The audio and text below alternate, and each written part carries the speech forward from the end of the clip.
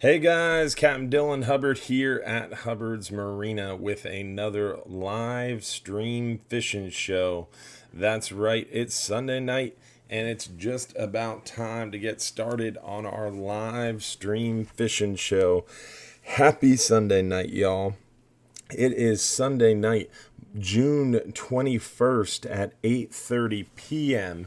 and we are just about ready to get started on our live stream show. Just need a few minutes here to get ready to rock and roll. Hopefully everybody's got their drinks, their venting tools, their popcorn, and their questions ready for another great show. Last week was a lot of fun. If you missed it, shame on you because we had a lot of fun without you. So we are going to get started here in a few minutes. Just need a few more minutes to get everything ready to rock and roll. We have a ton of great fishing photos to show you. The fishing has been incredibly hot on these deep water trips. Had a few tough days here and there. Definitely some summertime doldrums with little wind and low currents occasionally, but predominantly overall the bite has been really good. So got lots of great photos to show you tonight and lots of great stuff to talk about. Hopefully you're ready for a great show, and hopefully everybody's excited to get a chance to win some free fishing trips. Don't forget to like the video. And, if you're watching on Facebook, you need to like the video. So if you're on Facebook, like the video and make sure you like our pages. Like us at the Hubbard's Marina page, the Captain Dylan Hubbard page. Make sure you like and follow those pages. If you're watching on YouTube, for the love of God, please subscribe. Right underneath the video, there's a subscribe button on YouTube. Hit it. We were looking at analytics and only or something like 75%, 73% of the people that watch our videos on YouTube are not subscribed to the channel. What are you guys doing? Don't you want to get notified when we go live? Don't you want to not miss out on our great content? Unbiased source here, of course. So make sure you like us on Facebook. Make sure you subscribe to us on YouTube. I'd really appreciate it. Also, if you're watching on YouTube, besides the subscribe button, make sure you give us that thumbs up. Like the video. Thumbs it up, please, on YouTube. Like it on Facebook. Don't forget to comment where you're watching from. Thank you, Christine, for the stars on Facebook. Appreciate your support. We are going to get started here. We got a lot of cool stuff to talk about tonight. Some great photos to show you all. And happy Father's Day to all those fathers that are watching tonight. If you're picked as one of the lucky winners, hopefully you plan on sharing it with your father. It's the only right thing to do tonight. Or at least share it with someone who is a father if you win a free fishing trip. And that's right, Bonnie. Don't forget your venting tools. I've got my venting tool right here. And ready to rock and roll. So, I think we just about got everything here. Just need another second to make sure we are ready to give away some free trips. And then we will get started.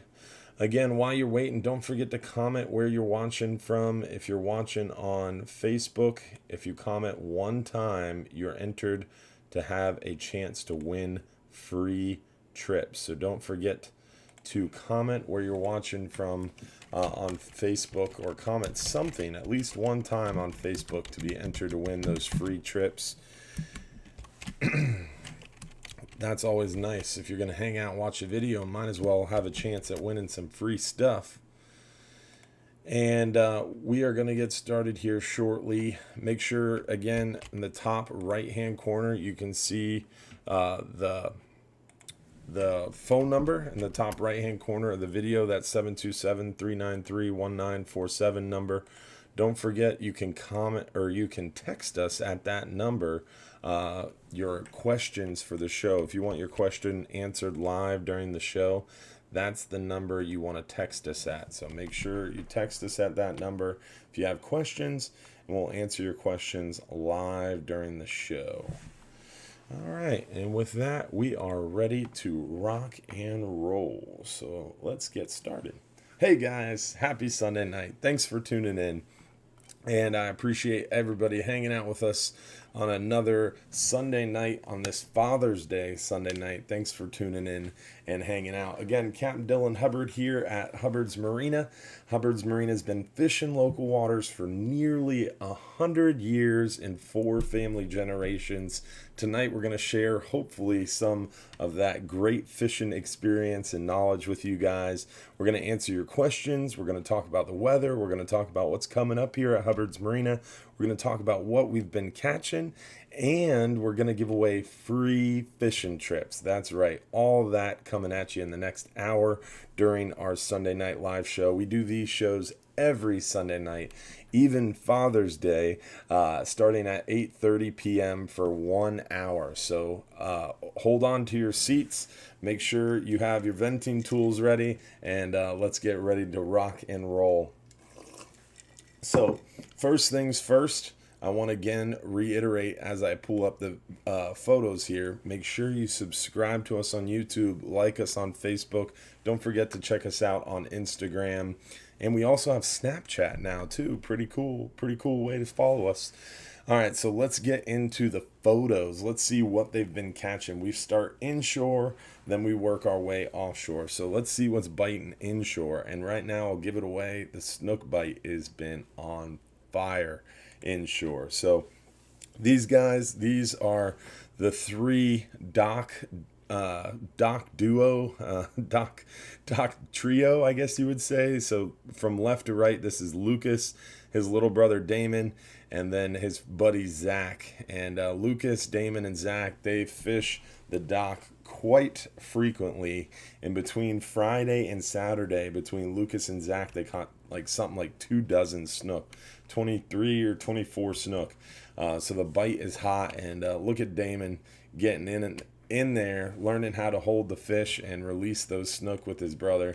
I think he's 3 years old. He's 3 years old and can catch snook with the best of them. So pretty cool to see young Damon out there fishing with his brother Lucas. There's a good shot of the brothers and one of the many snook they've been wrangling up. And there's Zach, their buddy, showing off a nice snook. Definitely some great snook fishing. We've also been seeing those black drum underneath the bridges, especially in upper Tampa Bay and around Bogosiega Bay. We've been seeing a lot of black drum. Those crab baits work really well.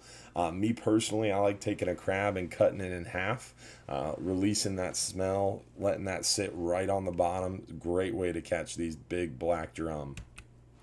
There's Damon with another one of his many snook. Definitely, that one's going on the news this week. Russell Rhodes is definitely going to enjoy that photo. He always gets a kick out of kids fishing. Redfish bite's been pretty good. Definitely a little slower this past week compared to weeks previous. That hot, warm water's got them moving slow. Cut bait's been the trick, and this was early morning before sunrise when the water was still a little chilly. There's Zach with another snook. Some more snook from the beach. Definitely a lot of big snook hanging around at night. In the pass, on the beach, on the flats, all great areas to catch these snook. And that's, predominantly what we've been seeing this past week, along with some black drum. Mangrove snapper bites been really good inshore. Still seeing a few mackerel. So all around inshore, the bite has been hot. But let's move offshore and let's see what we've been catching offshore, because offshore, the bite has also been hot. So here's some Flying Hub 2 photos. The Flying Hub 2 12-hour extreme trips have been doing very well. And lucky for you, the Flying Hub 2 12-hour extreme trips are nearly completely sold out. I think there's previous to last week, there was I think 2 days left in all of June and July with room left on these Flying Hub 2 12-hour extreme trips.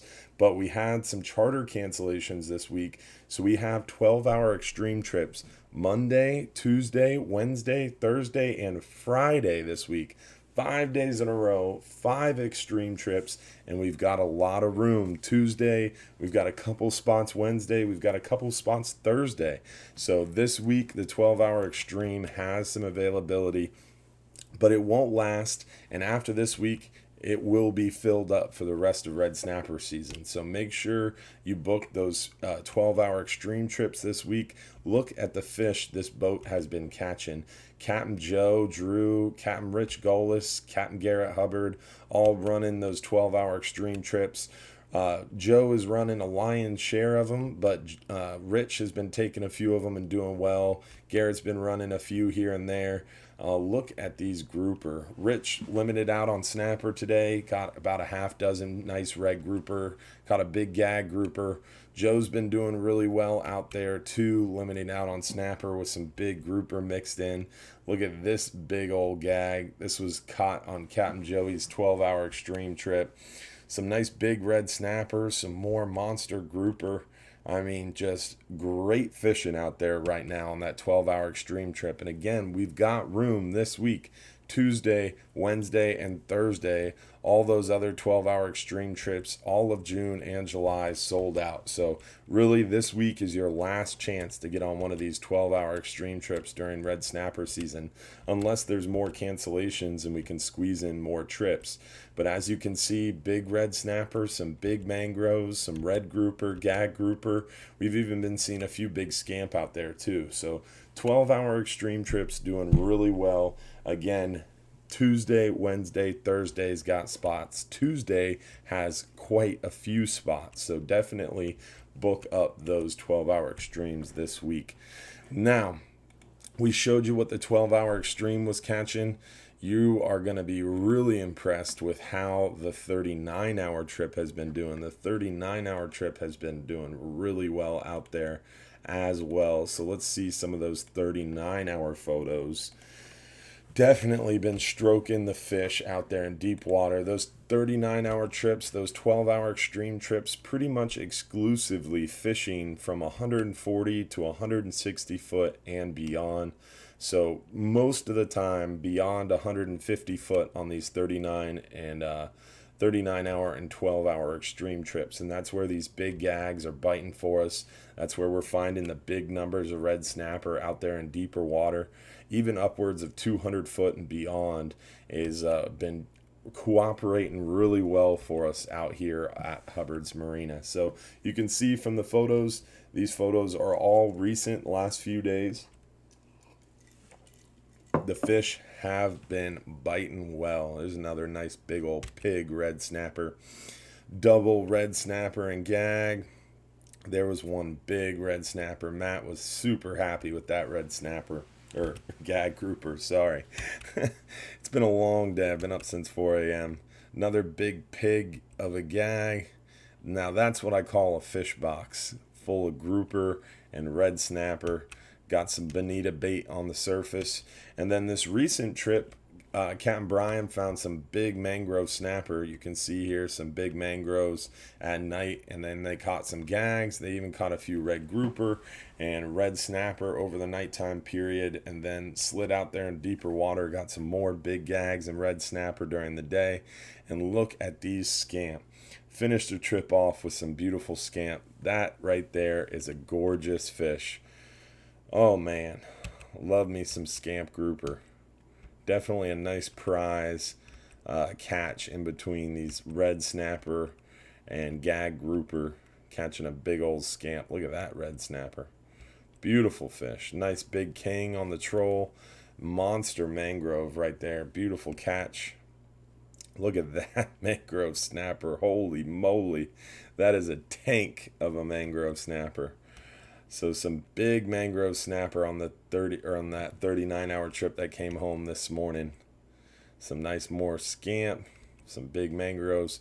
This is one of the biggest toros that I've seen in a long time. Very, very crazy big toro.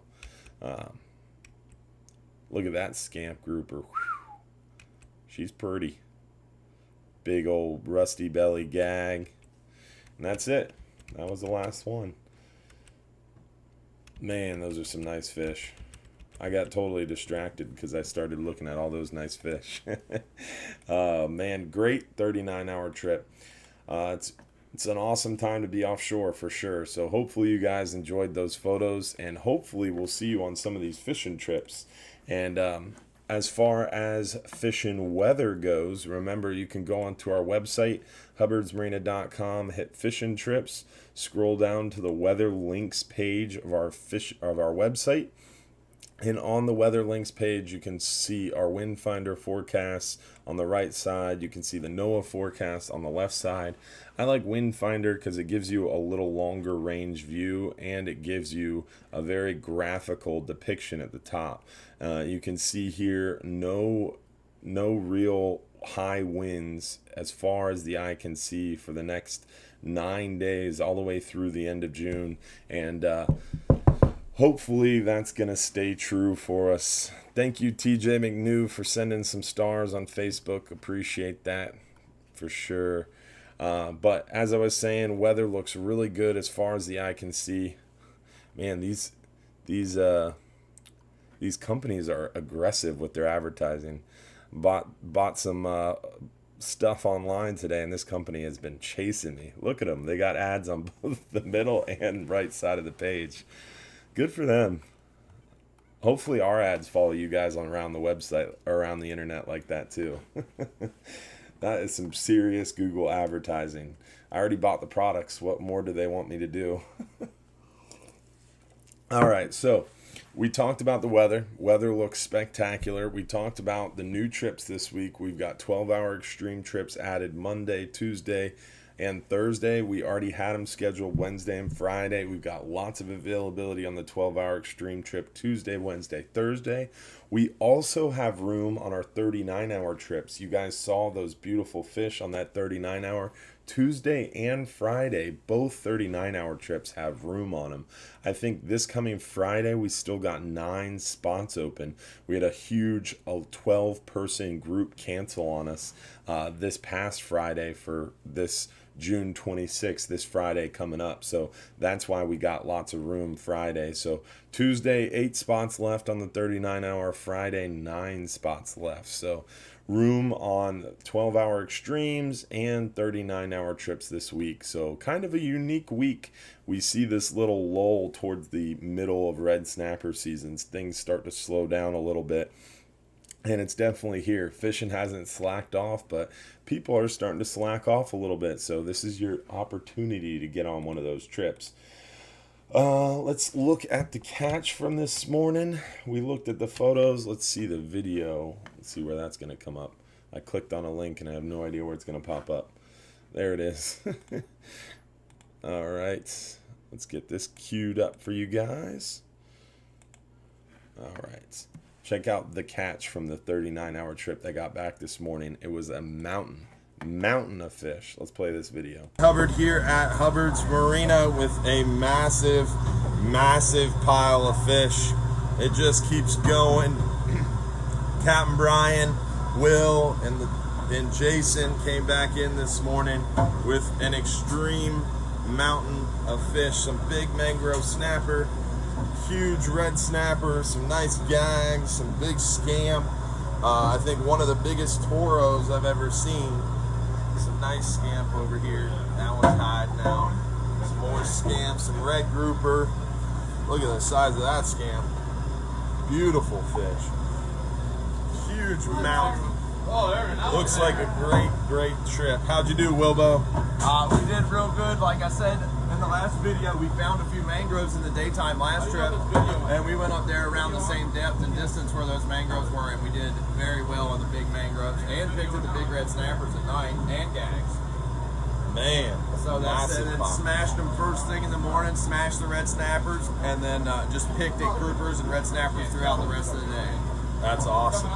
Wow. That looks like one heck of a catch. Don't forget to tune into the live show tonight, 8:30 p.m. to hear more about this trip see more of the photos. Happy Father's Day to all those who are watching. Happy Father's Day, Will. Thanks, D. Happy Father's Day to you. Massive pile of fish. Let me get down. I can't even get it all in one shot. Crazy. Crazy mountain of fish. Captain Brian put a hurting on them this morning. Plus we got a beautiful sunrise up here. Mountain of fish, beautiful sun. Always a beautiful sunrise, as Captain Frank would say. And yes, it is Jameson time for those of you who are asking. That is the good stuff right there. Jameson Black Barrel. That is the live show fuel. So I appreciate you guys tuning in, and I hope that you enjoyed all those photos and that video of the catch. I think right now, since we've got close to, let's see here, man, I'm terrible at math, like 430 live viewers, I think it's time for our first free trip giveaway. We're going to give away a free 5-hour half day for 2 guests. That is a $130 value for one lucky winner. And again, want to reiterate this because we talk about it every week, but I was told that in the beginning of the show, when the little videos playing that says stream will start soon, no one listens. They're busy getting their drink or they're grabbing their popcorn or whatever. So I want to reiterate it to you. If you are chosen as the lucky winner, I'm about to switch to the screen. We're going to pick a random winner. If you're picked as that lucky winner, you do have to claim that free trip by texting us at this number within about 2 to 5 minutes to prove that you are watching live. Because in order to win one of these free trips, you do have to watch the entire video. You do have to like or thumbs up the video, and you have to like or subscribe to our channels. And you have to have commented at least one time on the Hubbard's Marina Facebook stream. That's how that works, guys. All right, so let's see who is the lucky winner of the 5-hour half day for, look at these, more ads, same ad, follow me around the internet. It's crazy. Good ad tracking from We the People. Holsters. Christopher Swenson from South Georgia as the lucky 5-hour half day for 2 guests. Chris has been watching the show for a really long time, so that's pretty cool. He was picked as that lucky winner. I don't believe that he's won before. I know that he's been itching to win, so that's pretty cool that you were picked as the lucky winner. And I don't know, it's Father's Day. It might be that Father's Day luck. And I do want to give a shout out real quick to those who have been sending stars, that support on Facebook. Huge shout out to Nathan Pittman. Appreciate those 1,000 stars, buddy. Sarah, Randy Kessel, appreciate all your support. 200 stars. And TJ McNew, Lucas Ramallo, Denoris Hall, Bill Corley, Sarah again, Christine Catella. I can never pronounce your last name, Christine, but I appreciate all you guys sending stars, especially you, Nate. Appreciate that huge gift. So let's get into the questions. We talked about the weather. Let me make sure I got through all of my announcements. Oh, huge news. I don't know if you guys are familiar. Let me pull up Google Maps. That'll be the best way to show you. I'm really excited about this. This is big news for me.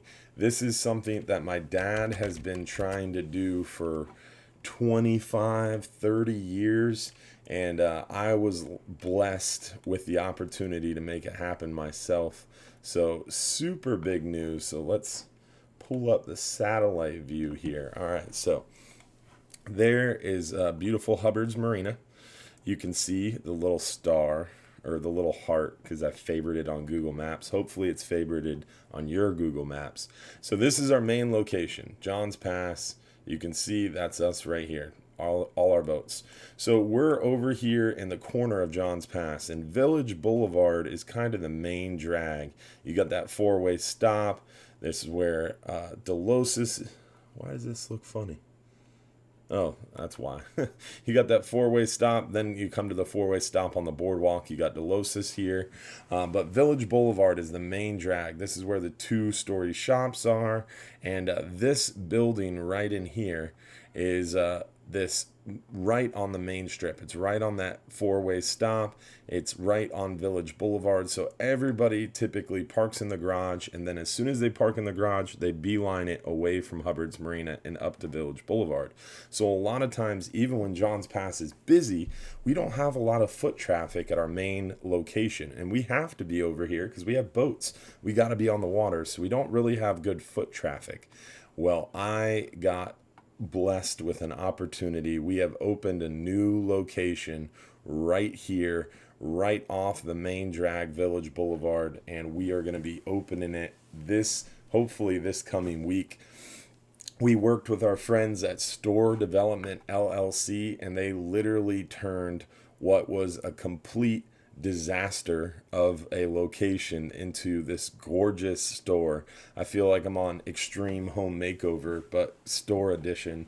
And you guys are going to be blown away. We're going to be announcing that later this week and more formally, and we'll have some video from inside the shop. We're basically going to use it as a secondary ticket office, selling trips and selling retail souvenirs. So it's going to be really cool and great for our family business, trying to capture more foot traffic and walk-up traffic.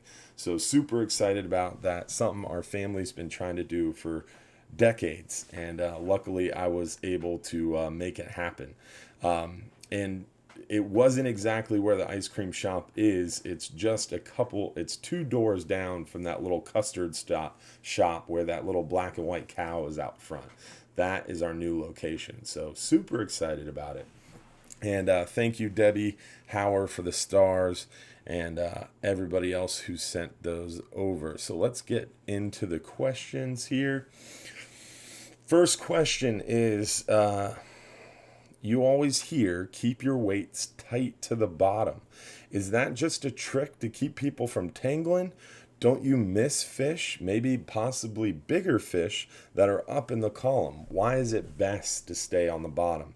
Now, that is a great question. If we were at one of our Bass Pro Shop seminars, I'd have a rod and reel out and I'd show you why it's important. Here on a live show, I don't have a lot of room to move around, so unfortunately I can't really demonstrate it to you really well. But essentially, you got to hold bottom. It's so important, paramount to hold bottom, because that huge egg sinker that you're using, if you are not holding bottom and staying completely still on the bottom, the boat's moving up and down. Even if it's calm out, there's motion to the boat, and every time that boat moves up and down, that weight gets twitched and your bait moves. So if you're sitting still on the bottom, your weight is still on the bottom, your bait is still on the bottom. And one of those big, smart, aggressive fish, like a big mangrove snapper, grouper, red snapper, they are not going to be spooked because your bait is sitting still and it's presented naturally. If you're up off the bottom, that bait's moving up and down. Even no matter how hard you try, your weight's going to be moving, your bait's going to be moving, and it's not going to look as natural. So real important, fishing dead bait and even fishing live bait, that you're fishing on the bottom, keeping your weight completely still on the bottom. Also keep in mind, we fish hard bottom, but even the hardest bottom has a little film of silt or sand. And when that big 6 ounce or 3 ounce or 4 ounce or whatever size weight you're using, when it's sitting on the bottom, if you let it bounce off the bottom, even a couple inches, it's going to hit the bottom again and make a big puff of sand. And that puff of sand is enough to scare away any good quality fish that was looking at your bait. So it's super important to keep that weight completely still on the bottom. And what that takes you actively fishing.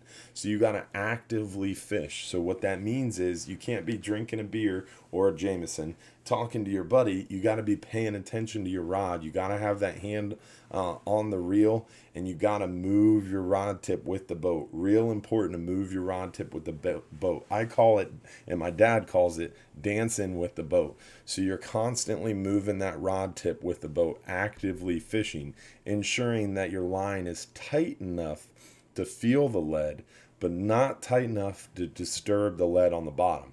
And that gets much more difficult when it's bumpy out there. So if it's really bumpy, it makes it much harder to hold bottom more naturally and keep that weight still on the bottom. If it's calmer, it's much easier to actively fish and keep that weight still.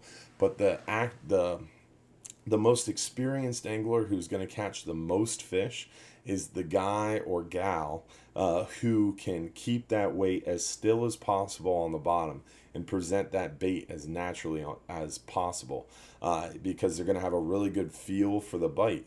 If you're constantly keeping that line tight enough to feel the lead but not pull it off the bottom, and you're using the proper slip lead egg sinker setup, as soon as that fish even touches the bait, you're going to feel it, and then you're able to set the hook more quickly. You're not going to miss as many fish, you're not going to lose as many baits, and your experience or your fish catching level is going to exponentially increase. So super important to keep your lead on the bottom. The only time that you would fish up off the bottom, the only time that I would fish up off the bottom, is if I'm vertical jigging, or if I'm dropping down a big live bait or a big dead bait and I know there's red snapper up in the water column, or I know there's amberjack up in the water column, and I'm dropping a big live bait to the bottom. That's when I would slow the descent of that bait with my thumb and drop it to bottom more slowly, because I'm hoping to catch that fish up off the bottom. That way I don't have to reel them as far. That way the barotrauma isn't going to be as bad. And a lot of times that bigger fish is at the top of the water column. So that is the only time that I would fish up off the bottom, is when I'm dropping the bait down. I drop it more slowly. Thanks, Gabe, for the support. Appreciate the stars, buddy. That really helps us out. Thanks, buddy.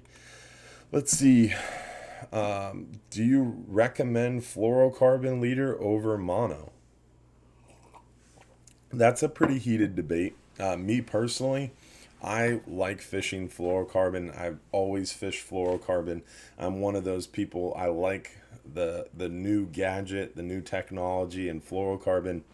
When I was learning to fish 15, 20 years ago, really getting into it, that's when fluorocarbon really started to get popular. So I always use fluorocarbon, grew up using fluorocarbon, always pretty much recommend fluorocarbon for leader material. But I like fishing mono most of the time on my main line. I know some people that will even spool the reel with fluorocarbon. To me, that's a little ridiculous. I fish mono main line, mono top shot for the most part, unless it's a shorter top shot, or unless I'm fishing for hogfish, then I might go with a fluoro top shot. But most of the time it's fluorocarbon leader, monofilament main line, or monofilament top shot. Let's see here. If one of your deckhands gets me drunk after a fishing trip, will you pay for my Uber home? That comes from one of the all-day guests who I know is at the hut drinking with Smokey. And I can tell you from personal experience, if you go on one of our trips and Smokey tries to get you to go to the bar with him, don't do it, because it's a black hole. He'll suck you in and you'll have a lot of fun, but you're going to pay for it later. And by pay for it later, I mean you're literally going to pay for it later, and then the next day you're not going to feel so hot. So I feel bad for you, Jennifer and Greg. Hopefully you make it out of there soon. Let's see here. What are they catching on the 12-hour night snapper trip? So the 12-hour night snapper primarily targets mangrove snapper. We also catch lane snapper, vermilion snapper, porgies. You see some almaco jacks, maybe some grouper.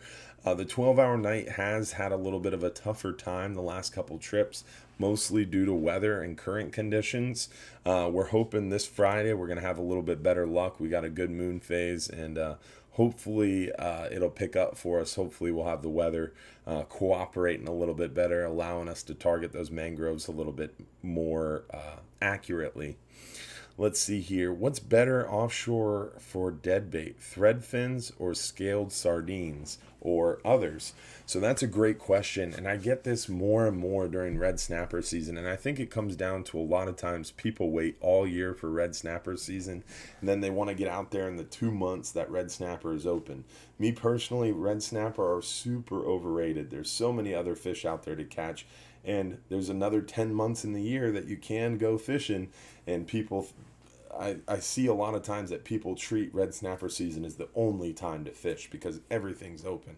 And that's not the case at all. There's a lot of fish that are not open during red snapper season, like triggerfish and amberjack. There's only 5 fish that have open and closed seasons, 5 of the major species at least. And those are amberjack, triggerfish, red snapper, gag grouper, and red grouper. Red grouper are open all year. Gag grouper are open 6 months out of the year.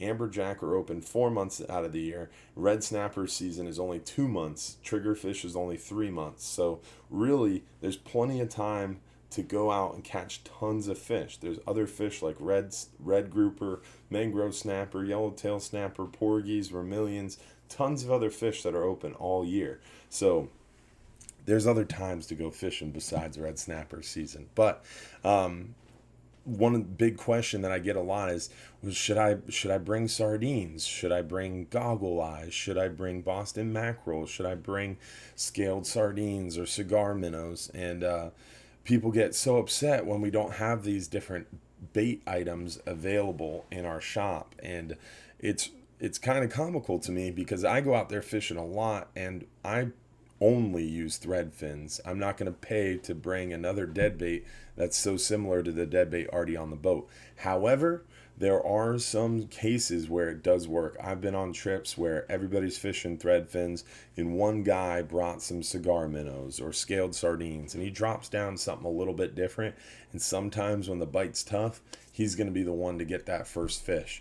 Now, if the bite's going well, everybody's going to catch fish on the thread fins we provide. That's why we provide them. They work well. And if the bite's going well, everybody's going to do well. Now, if the bite's a little bit picky and you drop down something a little bit more unique out of the ordinary, sometimes that might help you get a bait.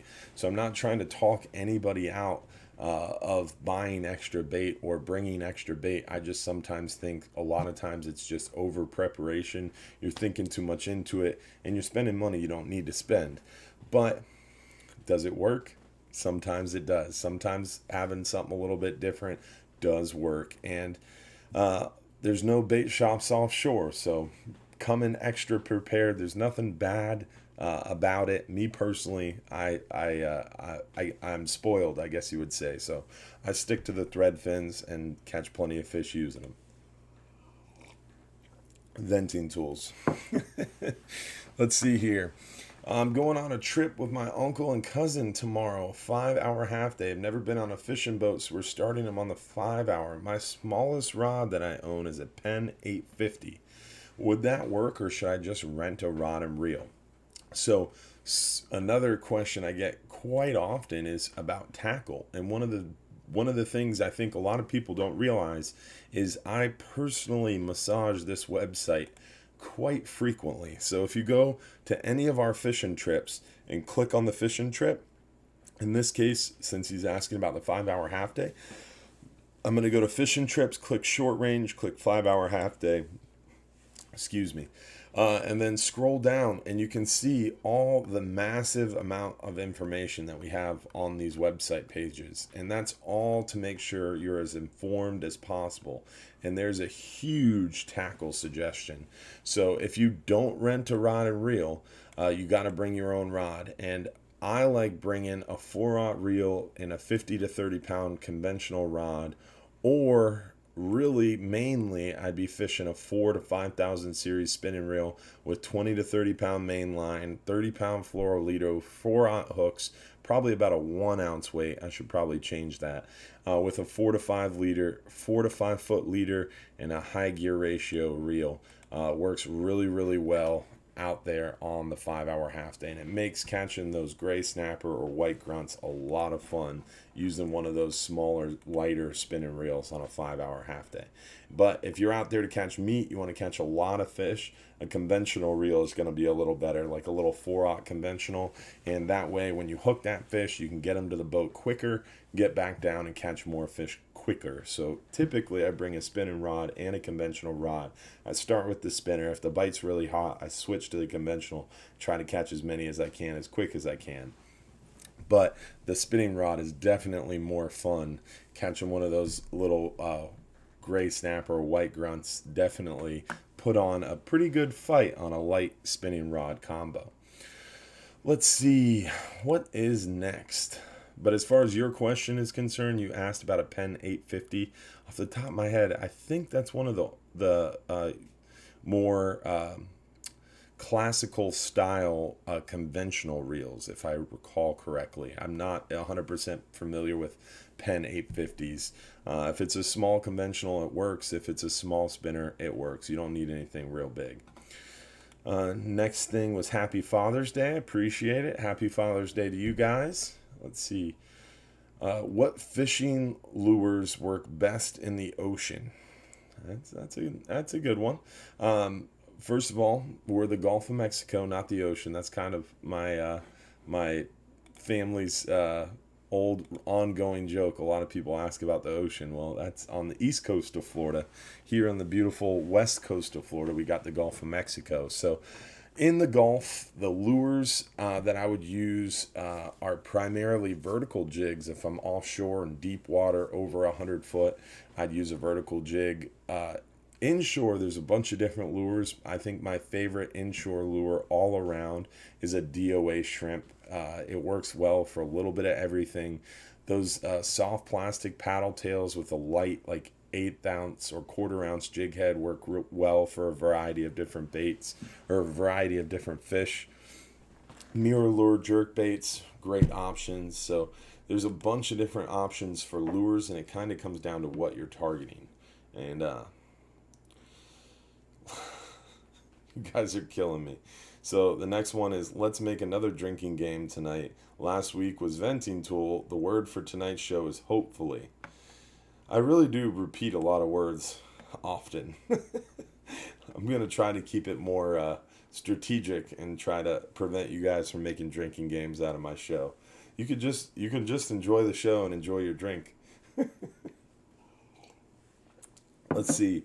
I'm wanting to target some of the bigger stuff on a 39 or 44 hour trip. What would be the best all-around reel that would get me the big boys but still use it on normal catches?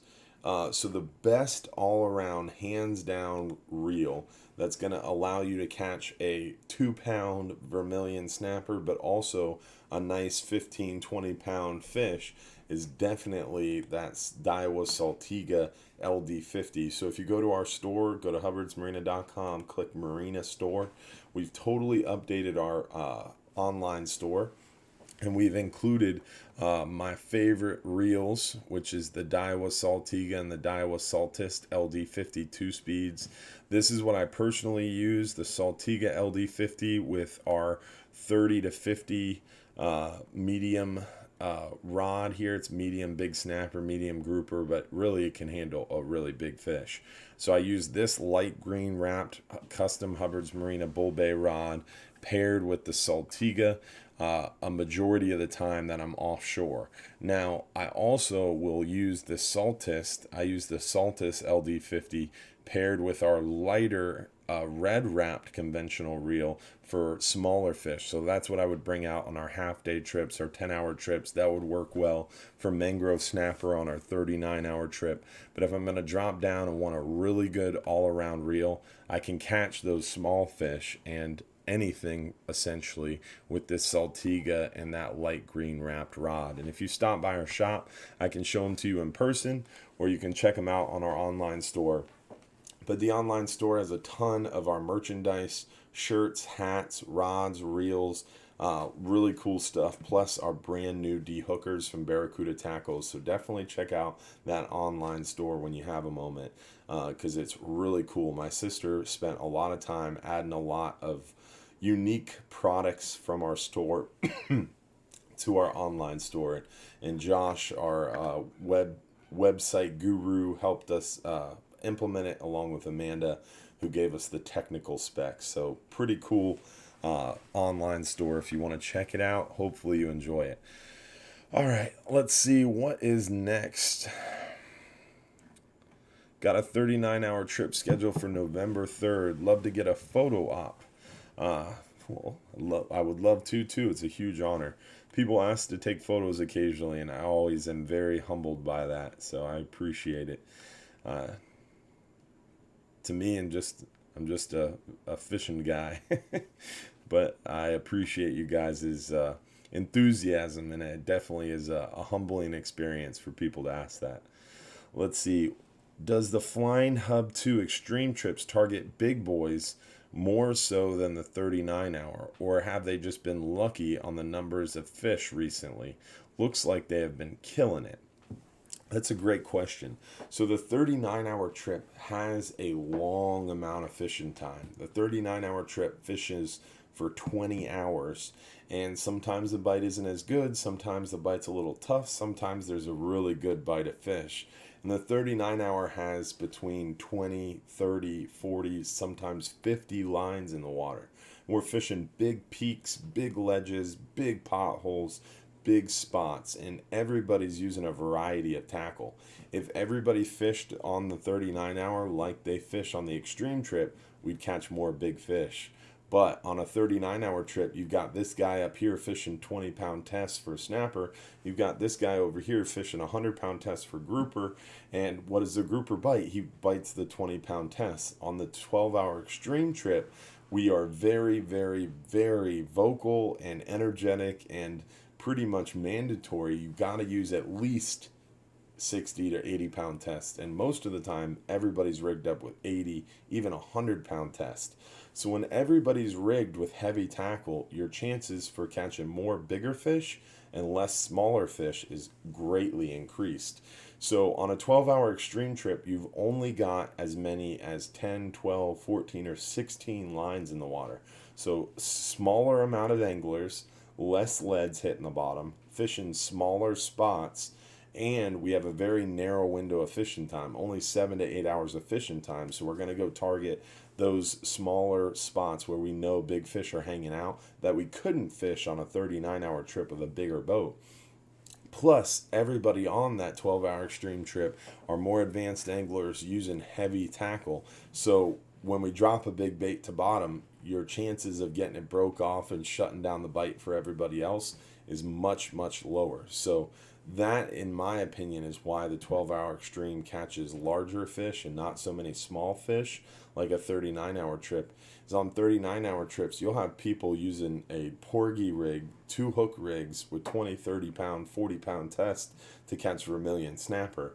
Whereas on a 12-hour extreme, you're never going to see anybody spending time using small tackle for small fish because they want to maximize that short amount of fishing time they have and try to catch one of those big fish. So we don't catch as many numbers on a 12-hour extreme trip, but I would say the overall size is definitely bigger because the mentality is bigger, or the mentality is different, not bigger.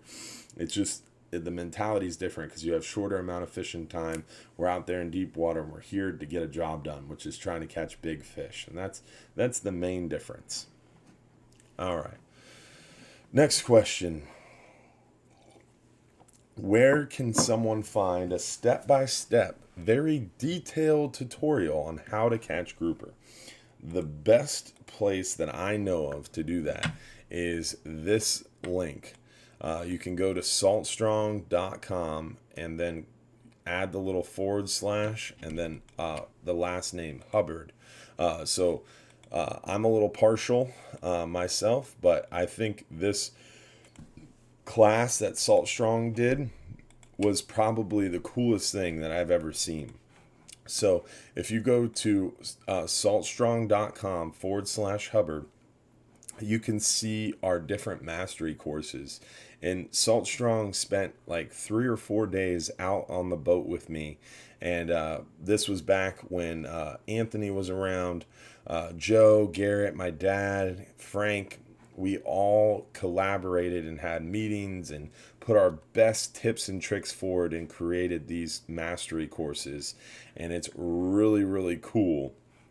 And Salt Strong is allowing you to buy a one, basically you pay for one thing and you get all 4. So you get 1, 2, 3 courses Plus, you get a year-long membership to their fishing club for $97. So really, really good deal. And it's on the boat, on the water, step-by-step video tutorial right from home. So really, really cool product for sure. And as far as your answer, where do you find a step-by-step tutorial on how to catch grouper? That's the best thing I know of. Salt Strong makes really good products. I highly recommend it. If you're a less experienced angler, watching my shows, coming out to Bass Pro Shops, talking fishing is a great way to pick up things here and there. But as far as a detailed species specific tutorial, that's where to go. Salt Strong has mastered that in many ways on countless species of fish, and most species like snook, redfish, trout, tarpon, those inshore species, they have 10, 12 different courses on them. Offshore species, I think I'm one of the only coaches. I don't know. They might have new coaches by now. I used to work with them. Don't work with them as closely anymore, unfortunately. But they still gonna shout them out because even though our working relationship is over, they are still really cool people. Highly recommend it. Great business, and overall really good to the community. So highly recommend you check out Salt Strong. What tackle is being used on a 39-hour trip for red snapper and gag grouper? So for red snapper, I would use between 60 to 80 pound test and about a 7 to 8/0 hook. For gag grouper, I would use between 80 to 100 pound test and about an 8 to maybe even a 10/0 hook, depending on the size of bait. And even up to 125 pound test for grouper. They're big fish. You want to make sure you have big tackle. All right, so I think it is definitely, I think we're overdue to give away another free fishing trip. So we gave away a 5-hour half day for 2. Let's give away a 10-hour all day for 2 guests. 10-hour all day for 2 guests. That is I gotta stop doing math in my head. $218 value. $218 value going to one lucky winner. Remember, if you're picked as that lucky winner, you gotta text that number in about 2 to 5 minutes. Text us at that number in 2 to 5 minutes to claim that free trip. All right, so let's pull this up here. All right. Got to get back to the right page. All right. That took a second. Over 1,000 unique comments I had to sort through. So the lucky winner of the 10-hour all-day trip for 2 guests is Robert Clark from Fort Lauderdale. Thanks for watching, Robert Clark. We still got some more free trips to give away, so don't tune out just yet. We still got that free 39-hour trip for 1 guest coming up very shortly. 9:22 p.m. All right, so next question.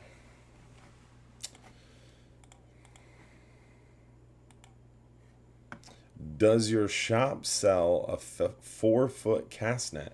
If not, where would I get one at? We do have some cast nets. I think we have 3 and maybe 4 foot. We don't carry a huge selection of cast nets just because not a lot of people come to our little shop in Johns Pass to get cast nets. Most of the time, they go to bigger tackle shops to get cast nets. So we don't carry a huge selection of cast nets, but we do carry a few of those smaller ones. I think we've got 3 and 4 foot. I know we got 3. I think we got 4 foot too, but I'm not sure. Let's see here. What other questions do we have? I'm going on the 10-hour trip. Is the lighter weight sinkers the best? It kind of depends on what you're targeting and what your tackle is. If you have questions about tackle, you can bring your rod and reel in and show up early. Please show up as early as possible, and we can chat about it for sure, and I'd be more than happy to try to help you out for a little bit before the trip as far as what to bring and what tackle we recommend. So feel free to bring your spinning rod in or your conventional rod in before your trip, and I'd be more than happy to try to spend some time helping you out, or I'll direct you to someone who can if I don't have time. Has the 12-hour extreme seen any dolphin fish or mahi-mahi on any of their trips? The 12-hour extreme hasn't seen too many mahi lately. We've been seeing mahi-mahi, especially on our especially on our 10-hour all days. Our 39-hour trips have seen a few of them. Our longer range private charters have been seeing a few of them. We haven't really been seeing a ton of them on our 12-hour extreme, but they are out there. You never know. Near shore is shallow as 60 to 70 foot of water. Offshore is deep as 300 foot of water. You never know when you might see one of those mahi-mahi. Next question is, please give a shout out to Ethan Diamond in Lakeland. Watches every Sunday. Thanks for watching, Ethan. Appreciate it, buddy. What is the best technique for flare hawk jigs for snook? Definitely not my specialty. I catch quite a few snook, but most of the time I'm using either a DOA shrimp or a soft plastic paddle tail or live bait. I stopped fishing for snook as I got a little older, moved away from college. Honestly, after coming back home from college, it's been all offshore fishing for me. When I was growing up at 7, 8, 9, 10, 12, all the way through high school, I fished for inshore species quite a bit for my smaller boat, but I don't really do it that much anymore unless I'm there super early and I have a little bit of time on my hands. Like come the end of red snapper season, I'll be fishing for snook every morning again, instead of running around like a chicken with my head cut off, which will be really nice. But as far as flare hawks, that has never been one of my techniques. Flare hawks are super popular. What a flare hawk is, for those of you who don't know, is it's basically a big bucktail. And it's super popular for snook fishing. Me personally, I don't really enjoy that style of fishing. It's a really long rod and you're basically bouncing a heavy weighted head bucktail along the bottom. And the two techniques for a flare hawk is just a steady, slow retrieve right along the bottom. And then the other technique is a bounce. So you're bouncing it along the bottom. If it's rocky, you're doing the steady, slow retrieve. If it's more sandy, then you're doing the bounce. You lose a lot of jigs. You tangle a lot in the bottom. You get hooked up on rocks. You snag rocks. Definitely kind of a hit and miss deal, but they are a lot of fun. You do get that big thump from those snook. Me personally, I would prefer a soft plastic when targeting snook, or a swim bait, like one of those Yozuri lip plugs work really well for me. But to each their own. Just don't forget your venting tools. Next question. Do you need to bring your own rail cushion, aka pool needle? Pool noodle. Absolutely not. You do not need a pool noodle on any of our trips. Me personally, I have never, ever, and never will bring a pool noodle on a 39 or 44-hour trip. But some people swear by them. Some people really enjoy using them. Some people find it super helpful or useful. Me personally, I don't. I find that it's in my way. I find that it's super awkward, and I don't like it. So I would never bring a pool noodle or a cushion for the rail. Some people really enjoy it. Me personally, never would do it. I used to fish on the 39-hour trip when I was super young, 7, 8, 9, 10 years old, and I remember one time I saw everybody else having rail cushions, so I dug one out of the dumpster and taped it on the rail in front of me. And I literally, I think for 3 months, never heard the end of it from the crew, the captain, even my father. So I will never use a rail cushion myself personally. Now, we won't make fun of you because everybody does it nowadays. And back when I used to fish in the mid 90s, late 90s, Hubbard's Marina was a lot different back then. So you won't get made fun of for using a rail cushion, but growing up getting made fun of for using it, I would never use it again. But it is helpful. It definitely, a lot of people use it to store their extra leaders in on the outside of it. Me personally, I like storing my extra leaders behind me in one of those lights or in one of those leader keepers. Or me personally, most of the time I just don't tie extra leaders. I tie them as I need them because I'm I'm blessed to be fast. But I don't see the need for rail cushions. Some people say, oh, it helps you because you want to lean on the rail. If I'm tired, when the boat moves, I go inside and I lay down for a minute. So I don't lean on the rail like that. And as far as catching big fish, that's what the foam handle is for on your rod. Put the foam of the rod on the rail. Don't put your graphite or fiberglass rod on the rail. That's a breaking point. It's going to break even if there's a pool noodle there. You always need to have that rod. If you're going to put it on the rail because you hooked a big fish, you need to have that as close to your reel as possible. So there's no freaking reason that you need a pool noodle because your foam of your rod is already protecting your rod. But that's neither here nor there. That's an argument for another day. So do you need one? Absolutely not. Do you want one? A lot of people do. I'm heading to Panama City next Sunday with my boat. What depth would you recommend? Well, being as though we fish Central West Florida, not super familiar with Panama City Beach, but I know here in our area about 150 to 200 foot has been hot. I would assume it's pretty similar up there with those fish, but Northern Gulf, the panhandle of Florida, is completely different from here in Central West Florida. So don't take my word for it. Maybe ask someone who fishes up there a lot. Might have some good luck with some helpful insight from one of the locals. Next thing was shout out to the ladies in the office that check us in for our trips. Joanna and the other office staff are super friendly and efficient. That was super nice. Thank you very much for the kind words about our hard-working office staff. They generally just get complaints. They don't often get kind words, but yes, they are the unsung heroes of Hubbard's Marina.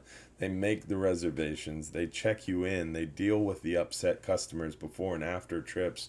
They sell the retail. They stock the retail. They load the boats. They do the bag checks. They take the brunt of the before and after logistics. The crew do an incredible job. They catch the fish. They make the magic happen. They keep people happy and coming back. But the office, they are the frontline staff, literally on the front lines, taking it for everybody else on the team. So we are so blessed at Hubbard's Marina, from the office staff to our dock master, to our crew, to our captains, and everyone in between.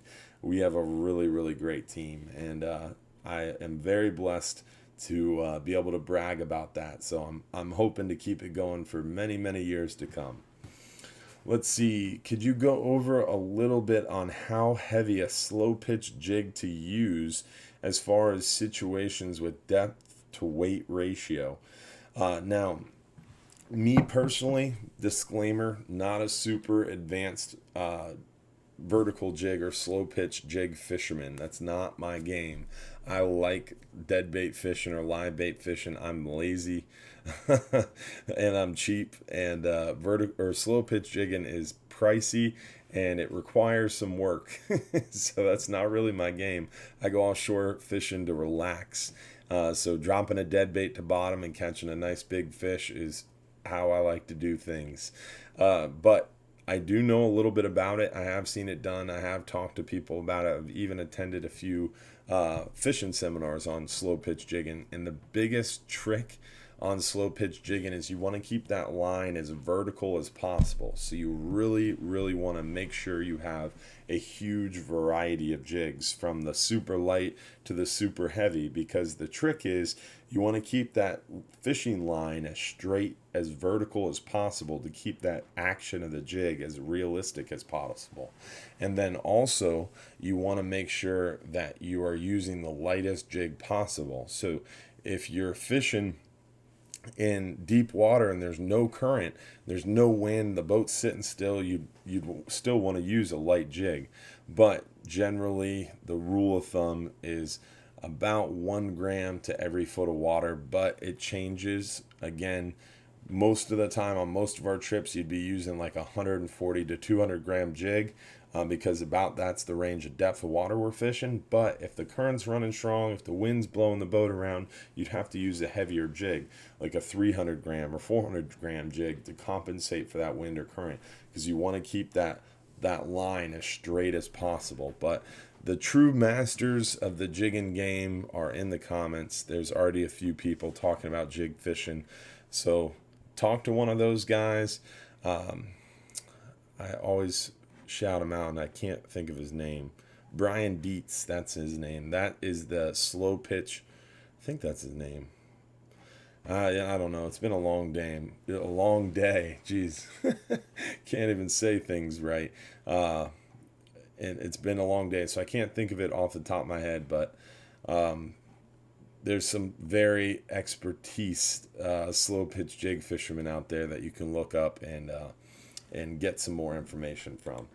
Next question. Going on to something I'm more comfortable with. All right. Happy first Father's Day. Thank you. When I'm cleaning my red snapper and I cut the ribs off the fillet, should I keep the bellies for bait on my next trip? Bottom line, are bellies good bait for any species we fish for? I mean, yes, Benny Ortiz. That was the name I was looking for. Benny Ortiz. That is the slow pitch jig fisherman. I knew one of our viewers would remember the name for me. There's someone, I think Brian Dietz, who I think fishes with Benny Ortiz. That was the other guy I was thinking of. But Benny Ortiz, he's the one who is super common and super well known for doing those slow pitch jig seminars, and he's got some videos out there. So Benny Ortiz, if you're interested in slow pitch jigging. Bellies are definitely pretty good baits. Now, would I save the bellies of one fish for a fishing trip later? Absolutely not. Not that I would, but me personally, I think the best thing is bonita belly. Bonitas are really, really good bait. I use the back strap, pretty much any part of the fillet, but the belly is definitely a great option on bonita, because the belly is thin, that meat is nice and stiff, and it's going to hold that bait on the bottom, or hold that bait on the hook really, really well. Let's see what other questions. How are whole whiting for offshore fishing? I don't think I've ever heard of that as a question for bait. That's pretty unique. I mean, I've heard mullet, I've heard Boston mackerel, ladyfish, I've seen catfish even, bonita. There's a lot of different baits that people use offshore, but a whiting, I've never heard that. But it might work. But I would probably stick to something that's a little bit more common out there. Something really oily and smelly like ladyfish, mullet. As far as inshore fish goes, would be a higher quality cut bait on the bottom offshore. Is the Florida fisherman doing a half day on the 28th? That is a good question. The 28th would be a Sunday, so yes, it definitely would be, because every Tuesday, Thursday, and Sunday, the friendly fisherman is doing a 10-hour all day, so the Florida would be running the half-day trips. So, let's see here. Are we able to pick and choose what red snapper we want to keep, or do we have to keep the first 4 legal red snappers that we catch? Great question. And me personally, absolutely not. You cannot choose those fish. You catch the first 4 red snapper and you're done. You're limited out. Those fish go on your stringer, you're done. Trying to pick and choose what red snapper you catch, that means you're spending the whole trip trying to catch red snapper. They come up like wildfire. They're everywhere. Catch your red snapper, fill your limit, and then switch to using big baits for grouper, or switch to using small baits and try to limit out on mangrove snapper. Don't spend an entire trip catching red snapper that you can catch super easily and mindlessly. Fill your limit quickly. You're only allowed 2 fish per day. Fill that limit and go on to another species. Don't high grade.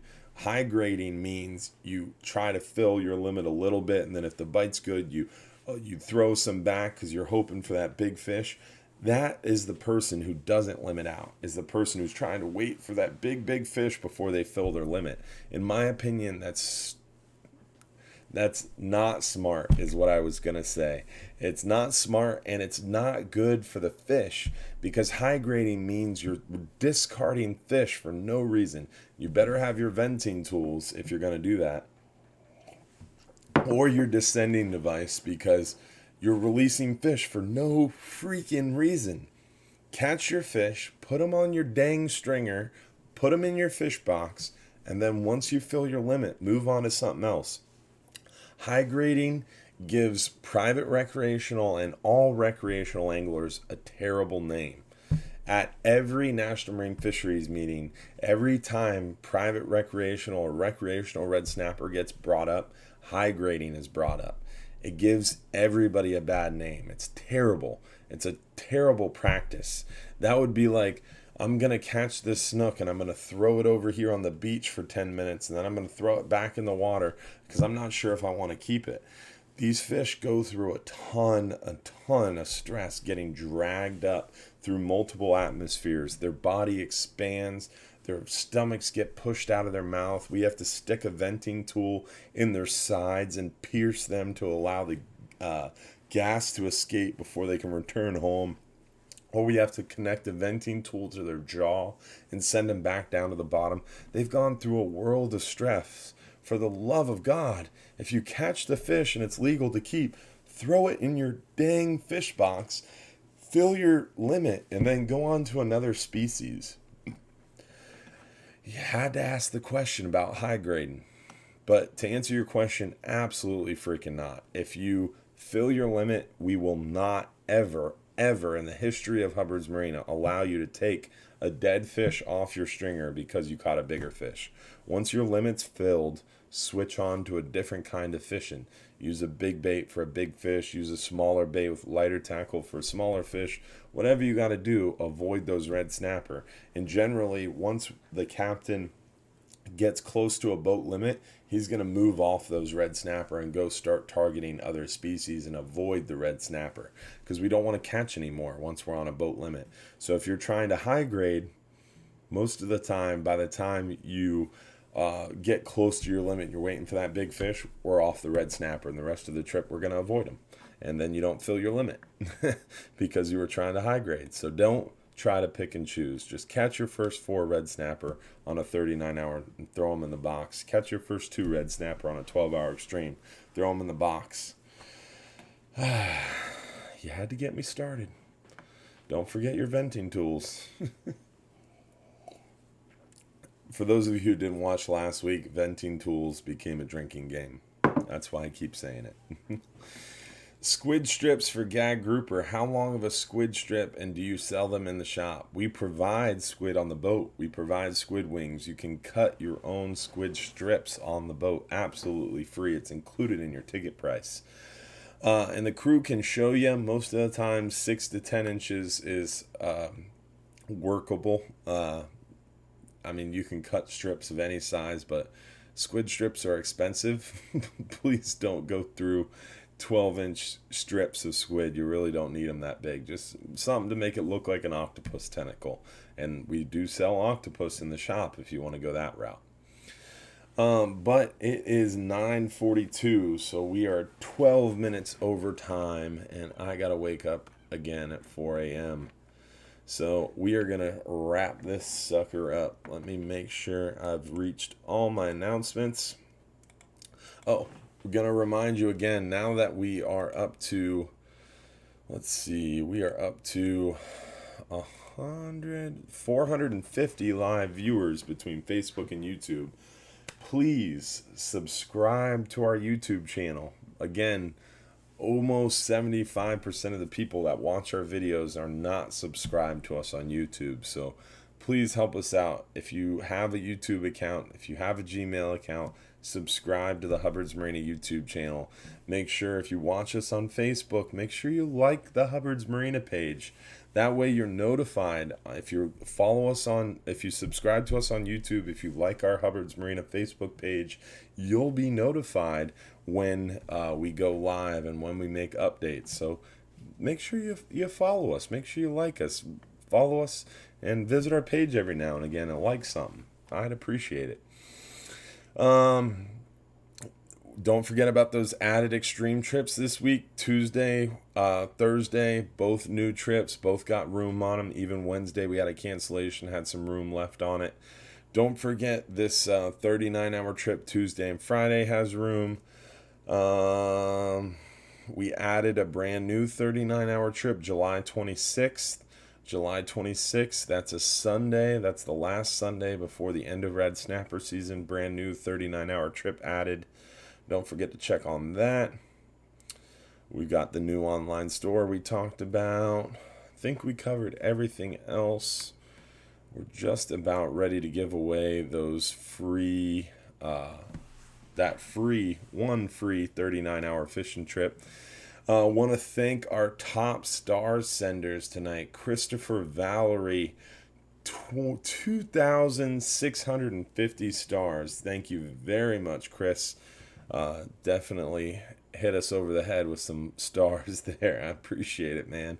Randy Kessel sent us a bunch of different collections of stars, probably upwards of 1,800. Really appreciate that. Nate Pittman sent us quite a few as well. And others like Denores Hall, Randy Kessel, Chris Valerie, Eddie Mestis, Shell Rutledge, Michael Jimmy, the Jimmy family, Zachary, Gabe, Michael, TJ, Debbie, Sarah, Richard Blazek, Lucas Ramallo, Bill Corley, Sarah, Christine. All you guys, really appreciate all the stars on Facebook. I'm so terrible at mispronouncing names. I apologize if I mispronounce your name.